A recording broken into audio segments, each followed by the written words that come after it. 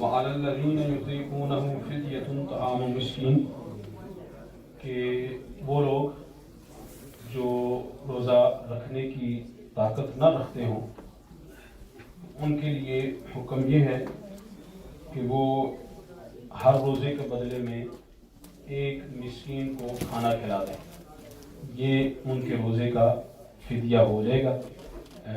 These days یہ تقریباً کوئی 5 پاؤنڈ پر روزہ بنتا ہے، ایک روزے کے 5 پاؤنڈ کے حساب سے آپ فدیہ نکال دیں تو انشاءاللہ العزیز آپ سے جو روزے کی اپلیکیشن ہے، ذمہ داری ہے، یہ انشاءاللہ معاف ہو جائے گی اور اللہ تعالیٰ آپ کے روزے کو اپنی بارگاہ میں قبول فرما لے گا۔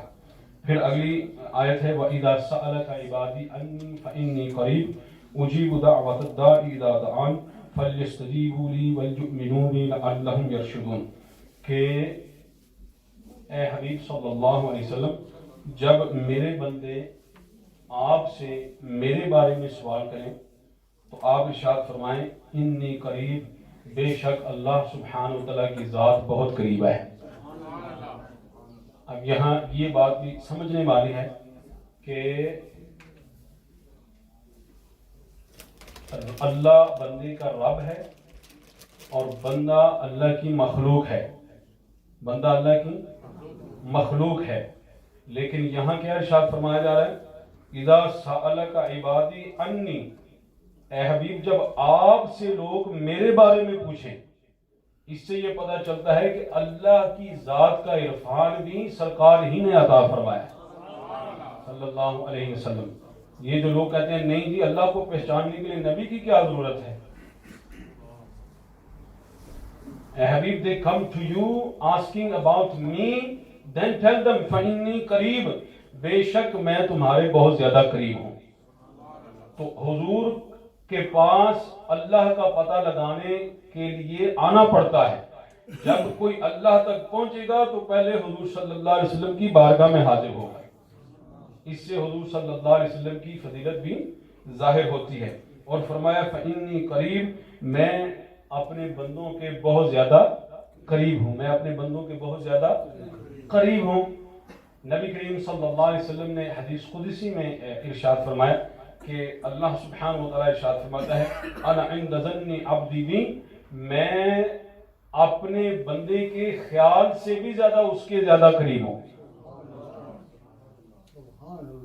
اور میرا بندہ جب میرے بارے میں جیسا خیال کرتا ہے میں ویسا ہی اپنے بندے سے حسن سلوک فرماتا ہوں۔ اور ایک حدیث میں ہے اذا تحرکت بی شفتاہ، جب میرے نام سے میری یاد میں اس کے لب ہلتے ہیں تو میں اس کو سماعت فرماتا ہوں، اس کے جو لب ہلتے ہیں وہ کہتے ہیں یا اللہ، میں فوراً اس کو کہتا ہوں لبیک یا عبدی، تو میرے بندے تیری جو بھی ضرورت ہے مجھے بیان کر، میں تیری ضرورتیں پوری فرماؤں گا۔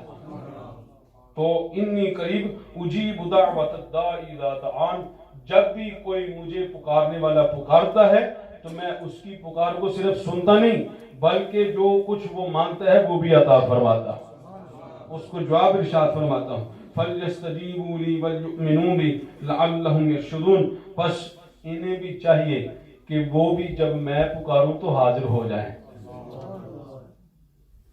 جیسے میں ان کی ہر پکار کو سنتا ہوں فَلْيَسْتَجِيبُوا لِي، ان کو بھی میری ہر پکار کو سننا چاہیے۔ اللہ اکبر، کیسا انداز ہے اللہ تعالیٰ کا سمجھانے کا ہے۔ دنیا میں بھی ہم یہی کہتے ہیں نا، تو میری نہیں سنتا میں تیری نہیں سننی، تو میرا کام کر میں تیرا کام کرے گا، لیکن اللہ تعالیٰ سبحانہ وتعالیٰ یہ دنیا کی مثالوں سے پاک ہے، وہ پیار اور محبت میں ارشاد فرما رہا ہے۔ ہم تو یوں ہوتے ہیں نا، ضرورت مند ہوتے ہیں، محتاج ہوتے ہیں، ڈیپینڈ کرتے ہیں ایک دوسرے کے اوپر، اس لیے ہم کہتے ہیں کہ تو میرا کام کر دے میں تیرا کام کر دوں، مگر اللہ تعالیٰ کسی پہ ڈیپینڈ، وہ کسی کا محتاج، وہ ضرورت مند نہیں ہے، مگر وہ کمال شفقت سے ارشاد فرما رہا ہے میں تمہاری باتیں پوری فرماؤں گا، تم میری باتیں پوری کرو۔ وَلْيُؤْمِنُوا بِي، اور مجھ پہ ایمان لاؤ، لَعَلَّهُمْ يَرْشُدُونَ، تاکہ اللہ تعالیٰ تمہیں ہدایت اور رشد عطا فرمائے۔ پھر آگے اللہ سبحانہ و تعالیٰ نے بہت ساری چیزیں ہیں جو بیان کرنی چاہیے، لیکن وقت بہت ہی مختصر ہے۔ طلاق کے مسائل بڑی تفصیل کے ساتھ اللہ تعالیٰ نے بیان فرمائے ہیں، سارے تو بیان نہیں ہو سکتے، ایک دو پوائنٹس میں آپ کے سامنے رکھ دیتا ہوں۔ جو بیماریاں ہیں ہمارے معاشرے میں آج کل، کہ ایک تو 3 طلاقیں دے لیتے ہیں، اللہ نہ کرے کسی کے ہاں ایسی صورتحال پیدا ہو، جزاکم اللہ، 3 طلاقیں دے لیتے ہیں جذبات میں آ کے، غصے میں آ کے، طلاق طلاق طلاق۔ 1-2 دن گزرتے ہیں، 2-4 بچے بھی ہیں، رشتہ داری بڑی کلوز کی ہے، کزنز ہیں، مامے چاچے تائے پھوپھیاں، اب گھر میں شور مچتا ہے، پریشانی بن جاتی۔ اب ایک تو یہ غلط کام کیا تھا کہ 3 طلاقیں دے لی، پھر اس کے بعد مختلف بہانے بنائے جاتے ہیں کہ نہیں جی 3 نہیں دیتی ہیں، 1 دیتی سی، جھوٹ بولتے ہیں، یا پھر کہتے ہیں جی 3 نہیں تھی لیکن بچہ پاگل ہو گیا تھا، اس کو پتہ ہی نہیں چلا کہ اس نے کیا کام کر دیا ہے، غصے میں دے دیے۔ اور پھر اس پہ بھی یہ ظلم کرتے ہیں کہ پاکستان کے بعض علاقوں میں یہ مشہور کر دیا گیا ہے کہ اگر ایسے حالات پیدا ہو جائیں تو 200 بندے کو کھانا کھلا دو، سارا کچھ معاف ہو جائے گا۔ یہ ہمارے بعض علاقوں میں اور پاکستان سے اٹھا کے ادھر بعض لوگ یہ عمل کر رہے ہیں، 3 طلاقیں دے لیتے ہیں، بعد میں اللہ اور اس کے رسول کے احکامات کی خلاف ورزی، پھر اس کا مذاق۔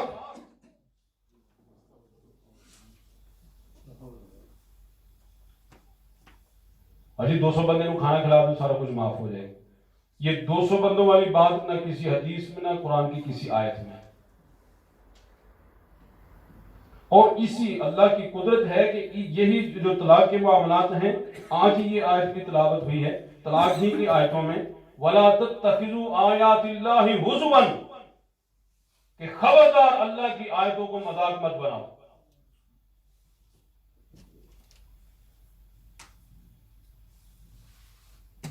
ظلم پہ ظلم، گناہ پہ گناہ۔ اور سارے علماء احناف یہ فرماتے ہیں کہ 3 طلاقیں اگر دے دیں تو پھر وہ 3 ہی طلاقیں ہوں گی، اس کے بعد بھی میاں بیوی اگر اکٹھے رہے تو وہ زنا کرتے رہیں گے۔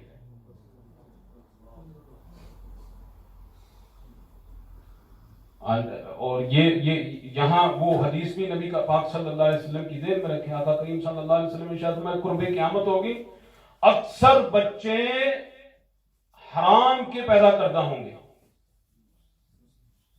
حرامی ہوں گے، اللیگل، اللیجٹمیٹ۔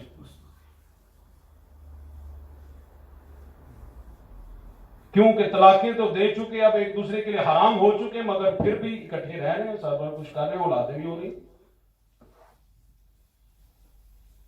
تو خدا کے لیے اپنے گھروں کو تباہیوں سے بچائیں، یہ آگ ہے جو ہم نے اپنے گھروں میں لگائی ہوئی ہے۔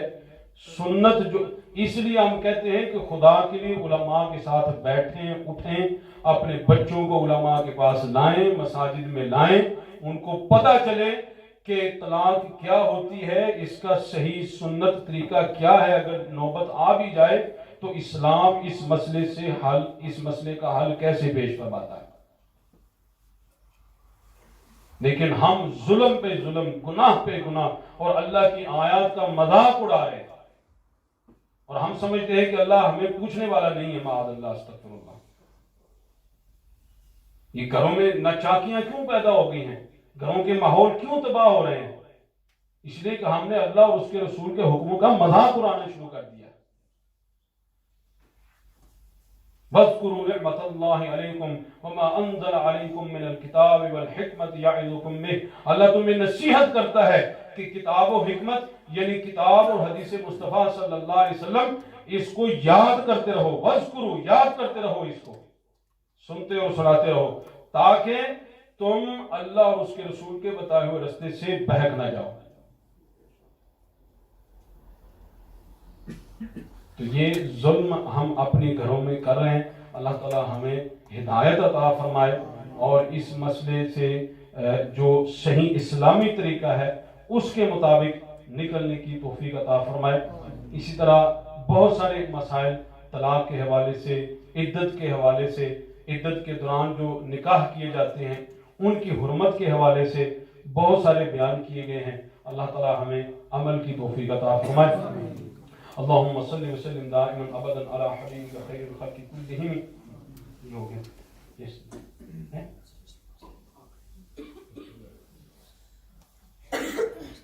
اللہم صلی وسلم دائما ابدا علی حبیبک خیر الخلق کلہم.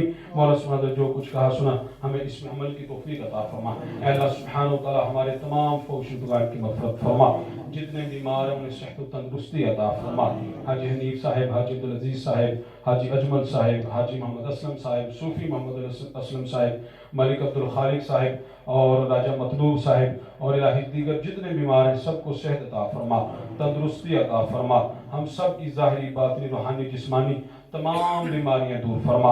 اے اللہ سبحانہ وتعالی نبی پاک صلی اللہ علیہ وسلم کی ساری امت کی خیر فرما، اہل فلسطین کی خیر فرما، اہل کشمیر کی خیر فرما اور دیگر مسلمان جہاں جہاں بھی آباد ہیں. اے اللہ سبحانہ وتعالی اپنے فضل سے اپنی رحمت ان پہ نازل فرما اور تمام مشکلات دور فرما.